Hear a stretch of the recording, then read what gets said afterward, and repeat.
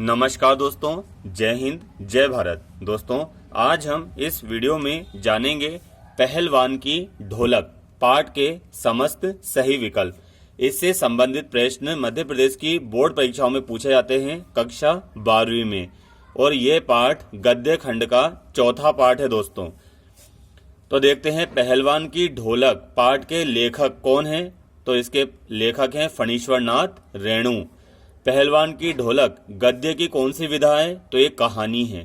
कहानी किस प्रकार की है? तो ये आंचलिक कहानी है। ठीक है ना। आंचलिक मतलब किसी क्षेत्र में प्रचलित शब्दों का इस कहानी में प्रयोग किया गया है, उस अंचल की समस्याओं को प्रकट किया गया है इसमें। ठीक है ना। फणीश्वर नाथ रेणु काय के सम्राट माने जाते हैं? ये आंचलिक कहानी व उपन्यास सम्राट कहे जाते हैं। यानी फणीश्वर नाथ रेणु को आंचलिक सम्राट व कहानी सम्राट भी कहा जाता है और उपन्यास सम्राट भी कहा जाता है। कौन सा? आंचलिक। फणीश्वर नाथ रेणु की अक्षय कृति का नाम क्या है? मेला आंचल, जो एक उपन्यास है। फणीश्वर नाथ रेणु की अक्षय कृति है मेला आंचल, जो उपन्यास है। ये 1954 में आई थी। इनकी और भी उपन्यास हैं, जैसे कि पढ़ती परी कथा, दीर्घ तपा, कितने चौराहे, ये भी इनकी उपन्यास है। इनकी कहानी है, एक पहलवान की ढोलक तो हो ही गई, ठुमरी, ठेस, अग्निखोर, आदिम रात्रि की महक, एक श्रवणी, दोपहर की धूप। इन्होंने एक रिपोर्ट आर्ज भी लिखा है, रिपोर्ट भी लिखा है इन्होंने, रिपोर्ट, जिसका नाम है नेपाली क्रांति कथा। अब हम आते हैं कहानी के सही विकल्प की ओर। कहानी का यानी पहलवान की ढोलक कहानी का प्रमुख पात्र कौन है? तो प्रमुख पात्र है लुट्टन। लुट्टन लोक कलाकार है और ये छोटी समाज से संबंधित है ये, और ये ढोल बजाता है यानी ढोलची है ये, और ढोलची के साथ साथ ये पहलवानी भी करता है। समझे। अब इसमें गांव का वर्णन है। तो गांव में जाड़े के दिन थे और पूरे गांव को मलेरिया और हैजा नामक बीमारी ने घेर रखा था। यानी कि गांव में जाड़े के दिन थे और पूरे गांव को उस समय मलेरिया और हैजा नामक बीमारी ने जकड़ रखा था। पाठ में कई जगहों पर मानवीकरण अलंकार आया है, जैसे गांव को शिशु बता दिया गया है। ठीक है ना। गांव को डरते हुए बता दिया गया है, गांव को कांपते हुए बता दिया गया है। तो गांव कभी कांपता है क्या? वहां के लोग कांपते हैं। तो इसलिए कई जगह पर यहाँ पर मानवीकरण अलंकार देखा जा सकता है। लुट्टन ढोल बजाता था तथा पहलवानी करता था। लुट्टन 9 वर्ष की आयु में अनाथ हो गया था। लुट्टन जो था वो 9 वर्ष की आयु में अनाथ हो गया था। लुट्टन का पालन पोषण उसकी सास ने किया था। लुट्टन को पाला पोसा किसने था? उसकी सास ने पाला था। और लुट्टन गाय चराता था और गाय के थनों से डायरेक्ट वो क्या पीता था? दूध पीता था। और वो कम उम्र में ही पहलवान जैसा दिखने लगा था। लुट्टन दंगल देखने श्यामनगर मेला गया था। लुट्टन दंगल देखने कहाँ गया था? श्यामनगर मेला, यानी मेला कहाँ लगा था? श्यामनगर में। दंगल में एक पहलवान पंजाब का था जिसका नाम था चांद सिंह। उसने आसपास के सभी पहलवानों को हरा दिया था और बार बार ललकार रहा था, कोई है माई का लाल जो मुझसे लड़ सके, जो मुझसे दंगल कर सके। तो इसी बात को सुनकर लुट्टन का खून खोल गया और वो रिंग में उतर गया।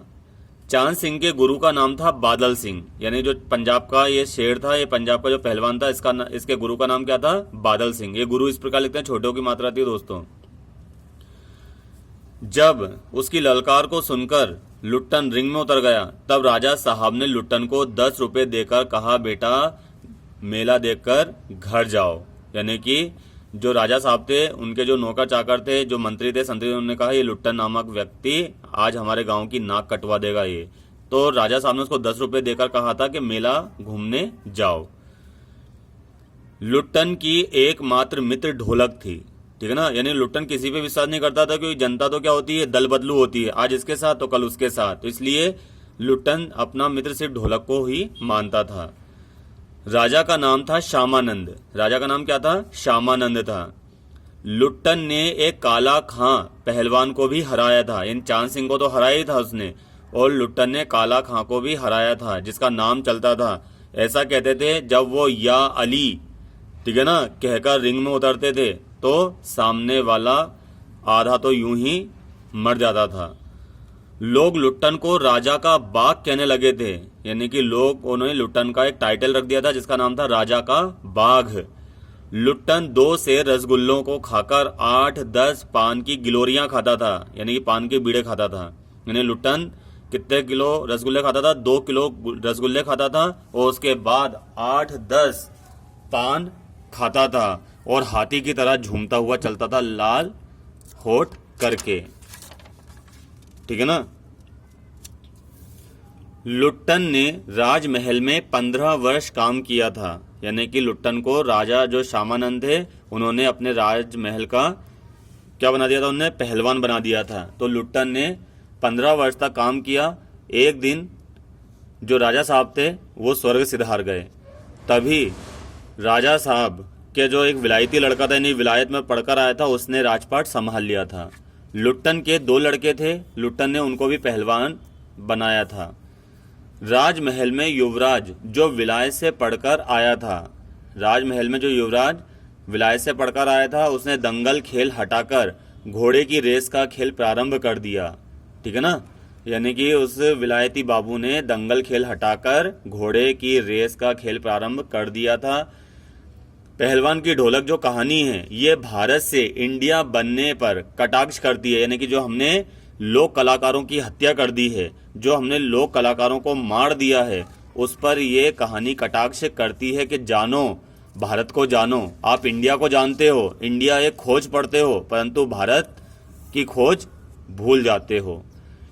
ये कहानी भारतीय कलाकारों के दुख को बयां करती है।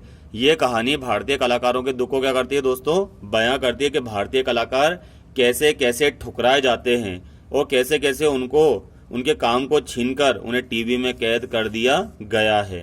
ठीक है ना। इस प्रकार उम्मीद है आज का वीडियो आपको पसंद आया होगा, समझ भी आया होगा। इनको याद करिएगा और पाठ को पढ़िएगा। धन्यवाद।